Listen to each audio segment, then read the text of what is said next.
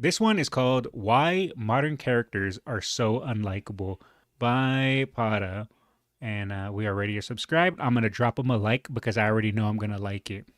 And a lot of the reason why I think a lot of characters, modern characters, are unlikable is due to millennials. Millennials are not funny, but they think they are.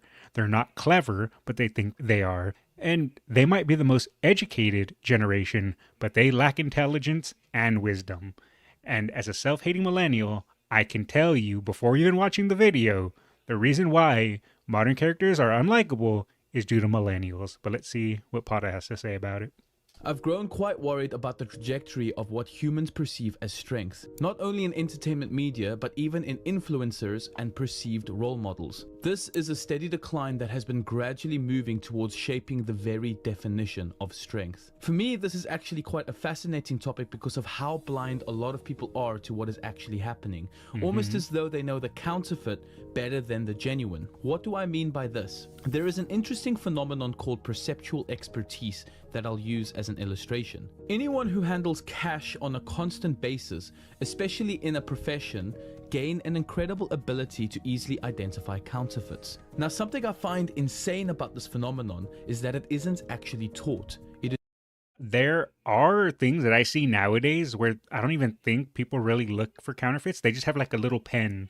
I've gone to or like almost like a marker where I've gone to stores and I've paid with cash and I've handed them like a larger bill, like 100 or something like that, and they pull out a little marker and just swipe it across the bill, and then they look at it and then they go okay and then accept it.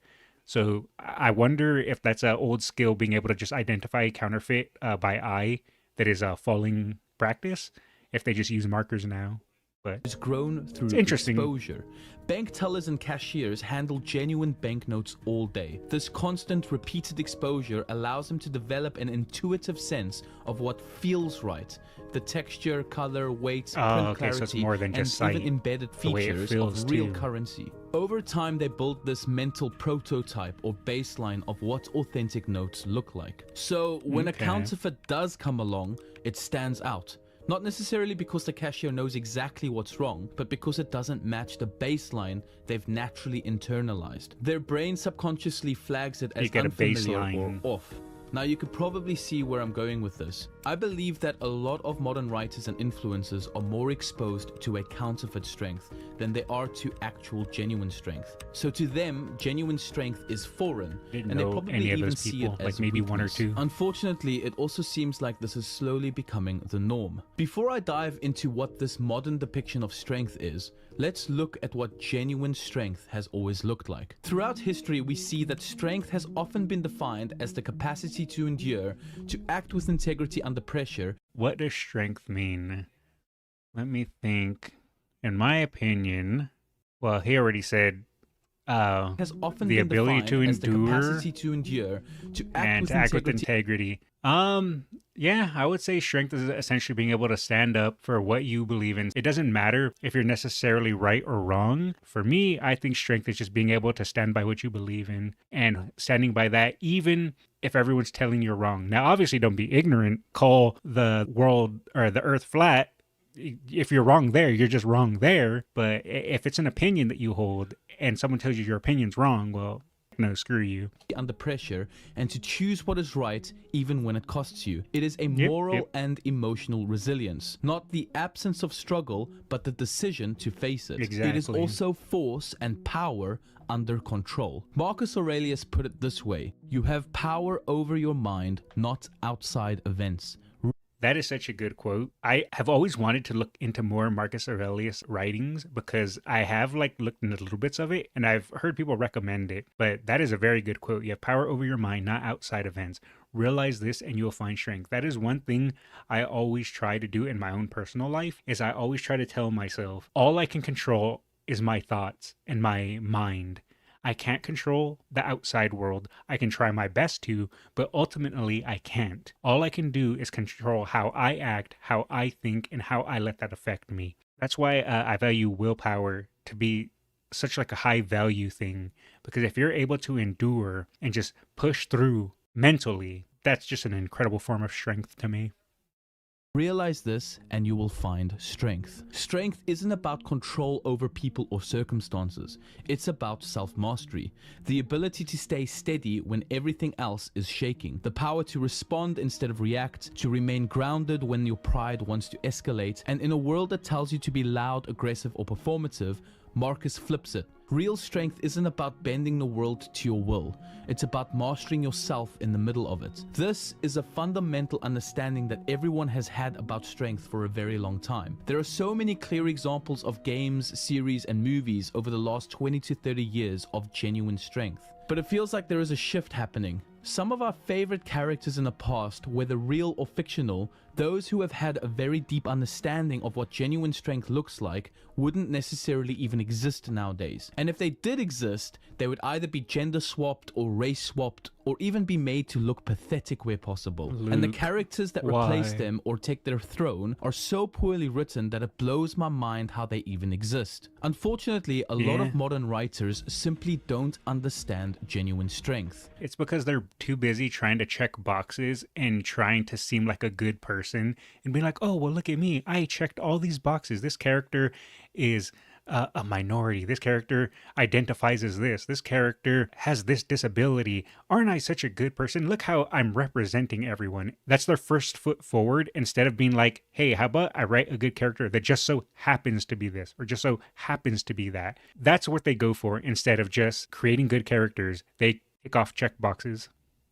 Classical writers like J.R.R. Tolkien knew what genuine strength was. They knew that strength has a cost, that it takes something out of you. It doesn't leave you untouched, it leaves scars. It humbles you, it makes you even quieter. And that's the irony. The strongest people are usually the ones that don't even talk about how great or strong they are, because they've lived it, they've bled for it, and they know it's not a show. This kind of strength isn't taught. It's shaped over time, It's in lived. moments of choosing silence, restraint, and endurance. It's taught through exposure. It's always incredible and actually somewhat beautiful to see characters and people who suffer or struggle still choose to do good. That's the strength that moves people. That's the strength that transforms people. But this is disappearing. Or worse, it's being replaced by a counterfeit. What is it being replaced by? Narcissism. What we're calling strength today trailer was is so often bad. just narcissism in disguise. It's not rooted in sacrifice or humility. It's about ego, attention, and the desperate need to be admired without being challenged. Exactly. A lot of main characters in whether it's be games, movies, or whatever, they're just strong and powerful just because. And if you question it, well, they're going to give you a little sassy clap back. And you're just supposed to accept them as being these perfect characters. And as he said, they're narcissists more than anything. They didn't go through struggles. They didn't go through trials. They didn't go through tribulations. They didn't have to go through anything to get to where they are at this powerful moment. They just are powerful right off the bat. And it makes them seem disingenuous, makes them seem fake. Modern characters, and let's be honest, many public figures too, aren't strong because they overcome anything. They're strong because the script says so, or because they Exactly. say so. They don't Exactly. earn our respect, they demand it. They don't grow, True. they're written to be right from the start. They're never wrong, That's exactly what I was saying. He just said it way better than me. never vulnerable, never in doubt. And if they are, it's used for 5 seconds of forced relatability before they're back to monologuing about how misunderstood they are. This isn't strength. It's self-worship. You see this constantly. Characters who bulldoze through others emotionally, who never listen, who never compromise, and we're told this is empowerment. But being impossible to work with doesn't make you powerful. Yep. It just makes you insufferable. Strength has been reduced to this kind of moral untouchability, a person who can't be questioned, corrected, or critiqued because they are the representation of some broader ideal. But this is dangerous, because it teaches audiences, especially young ones, that personal growth isn't necessary, that virtue is a given, that the world should revolve around you because you're the main character. This obsession with self has hollowed out the archetype of the hero. All you have to do is log on to Twitter and you'll see exactly what he just described. All these people who think they're the main characters in their own animes, but literally they're just a sea of voices that no one cares about. My own included, by the way. That's not lost on me. We used to cheer for really good characters because they gave something up. Now we're just told to cheer because they represent some kind of demographic. The worst part, most of the audience feels the difference. We have to cheer them on and not have any complaints about them or any critiques about them because, well, they're the first woman to have this role, or they're the first whatever identity politics to do this. So therefore you can't question it because it's a good thing just because it exists. If you question it, you're going against the ideology. And that's where all that stems from. And that's where people get pissed off at. And that's where the negativity builds and the resentment builds and why people are so sick of it and wholeheartedly rejecting it now.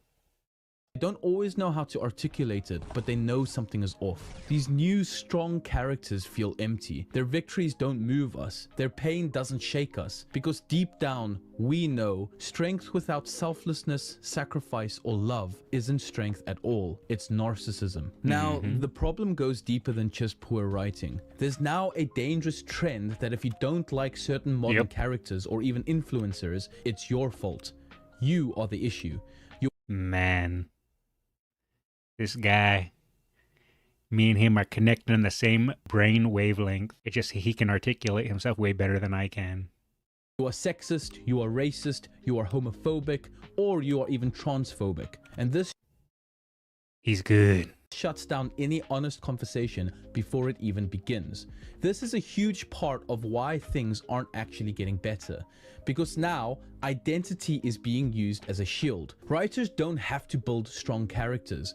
They just have to build important ones. Characters who can't be criticized because of what they represent, not who they actually are. It's lazy, and more than that, it's disrespectful, both to the audience and to the very groups these characters are supposed to speak for. Because real representation means giving those characters the same depth, struggle, and growth as anyone else.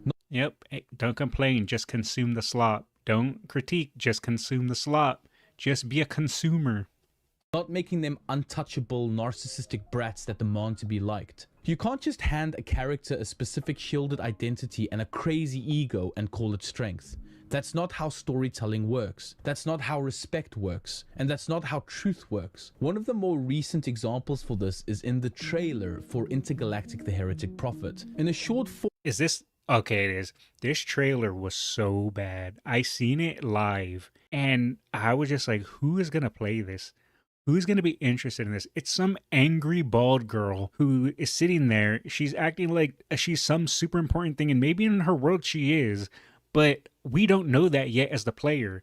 And that doesn't attract us to wanting to play the character. Okay, maybe in her universe, she's the greatest thing that ever existed, but you haven't shown us the reason why that is yet. And if you show that as your first foot in the door, most people are going to reject that because she's annoying.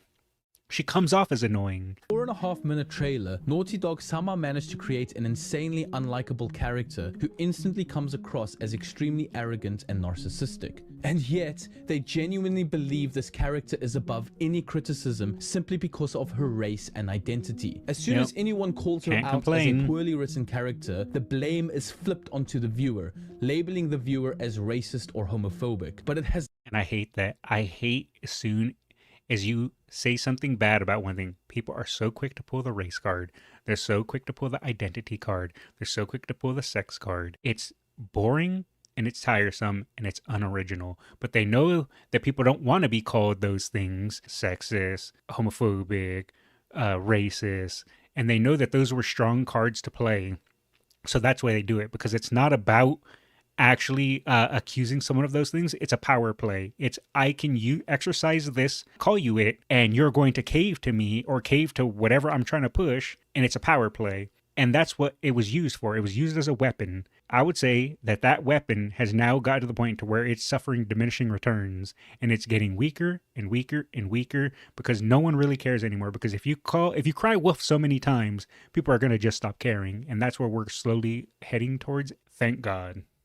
Nothing to do with the race or identity of the protagonist. She simply comes across as unlikable. Now, here's where things also get a little bit complicated.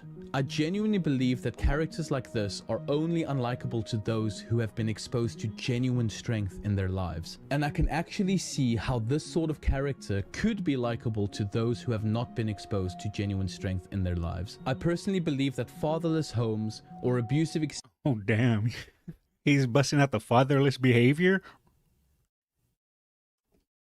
I respect it. To genuine strength in their lives. I personally believe that fatherless homes or abusive experiences from individuals that are supposed to represent strength in our lives can create an exposure of counterfeit strength. Obviously, life is nuanced, and I personally know quite a few people who have been exposed throughout their lives to this counterfeit strength that do have a healthy view of strength now. But when you grow up without a model of earned, quiet, or steady strength, you can easily mistake loudness for confidence, control for leadership, and arrogance for self-assurance. And so a character who steamrolls over others never... Can we just talk about when is Twitch going to ban Hassan already? Because that should have been years ago at this point. listens, never bends, and acts like the world owes them something might actually look strong to someone who's only ever seen power used that way. Making characters like this completely alienates audiences, not because we're hateful or closed-minded, but because we're being told to cheer for characters that are poorly written but guilt-wrapped in a protected identity. And if we don't celebrate these characters, we get labeled and called out. But that's not strength. That's trauma with a label on it. And that's the danger. When culture starts celebrating unhealed wounds as empowerment, when fiction becomes a mirror of brokenness rather than a picture of what wholeness could look like, we stop aiming upwards and we start settling. We start calling dysfunction power, not because it is, but because it's all some people have ever known. You can see this play out in real life. Take someone you believe to have narcissistic qualities, whether a public figure or someone in your personal life. They could be popular, charismatic, and quick-witted, sure. But what you're really witnessing more often than not is just ego dressed as strength. They rarely or never admit when they're wrong. They often talk over others and position themselves as the smartest in the room without actually doing the harder work of listening, learning, or sacrificing. That's not strength. That's a performance of a false perception of strength. And for a lot of young people, especially... Yeah, and that's how a lot of... especially these internet debaters and these internet intelligent people are. That's why I proudly admit I know how dumb I am. I am not a smart man, and I'm fine with that. That's why you don't come to me for geopolitics. You don't come to me for wanting to know what is the best decision to make in life. You come to me for a ha-ha or two.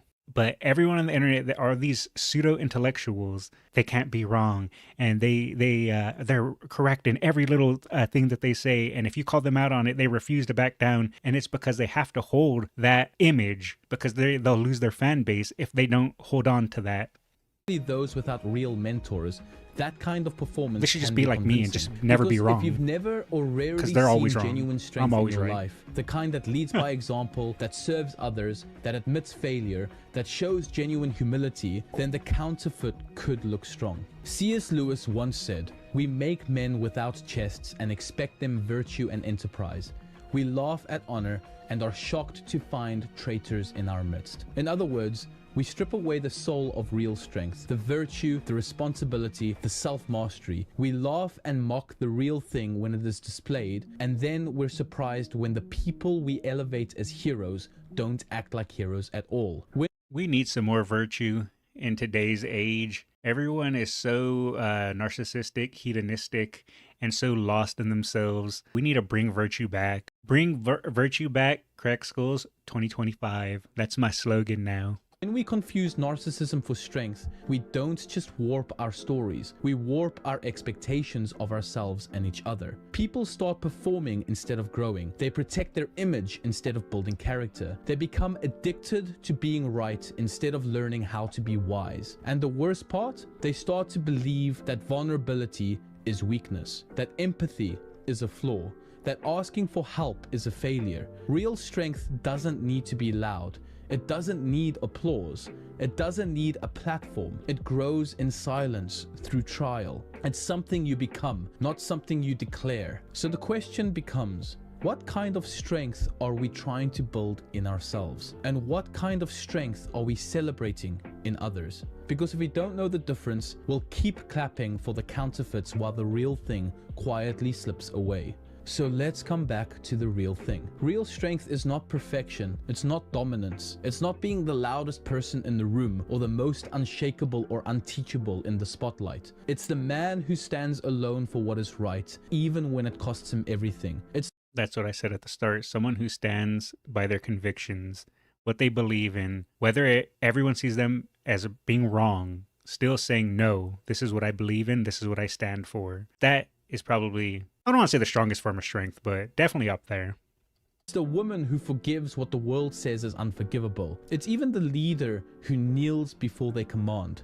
It's not found in applause, it's found in sacrifice. Look at historical figures such as Nelson Mandela, who grew up under the apartheid, imprisoned for 27 years, and instead of coming out bitter and vengeful, he led a nation towards healing and reconciliation. That's strength. Look at Corrie ten Boom, a woman who lost everything in the Holocaust, including her sister, and yet she chose to forgive the man who was responsible. That is strength. Look at Martin Luther King Jr., who faced death threats, violence, and prison, yet he met hatred with peace and injustice with love. That's strength. And finally, look at Jesus. Whether you believe in him or not, there is no figure in history who better embodies strength through sacrifice.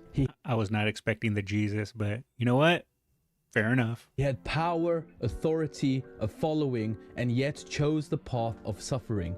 He didn't destroy his enemies, he forgave them. He didn't demand loyalty, he washed feet. He didn't save himself, he gave himself. And in doing so, redefined strength not as dominance, but as self-giving love. Real strength isn't about appearing invincible. It's about remaining faithful, honest, and loving even when you feel broken, especially when you feel broken. These people didn't become strong by demanding the world revolve around them. They became strong by laying something down, their comfort, their ego, their vengeance, and their lives, for the sake of something or someone greater.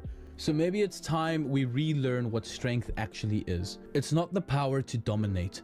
It's the courage to endure, the humility to grow, the grace to forgive, the wisdom to wait, and the character to keep going, especially when no one is watching. Thank you guys for watching this video, and thank you so much to my Patreons for supporting me. I'm back on the ball with YouTube again, and I'm going to be producing a lot more videos a lot quicker going forward. This is just my perspective. It is a angle. It's not the whole picture of why I believe it is a thing, but I genuinely think that there is a bit of a decline in the idea of strength at the moment. If you agree or disagree with me, I'd love to hear your thoughts in the comment section below. Let's keep it respectable again, and thank you guys so much for all the support, and I'll catch you in the next one.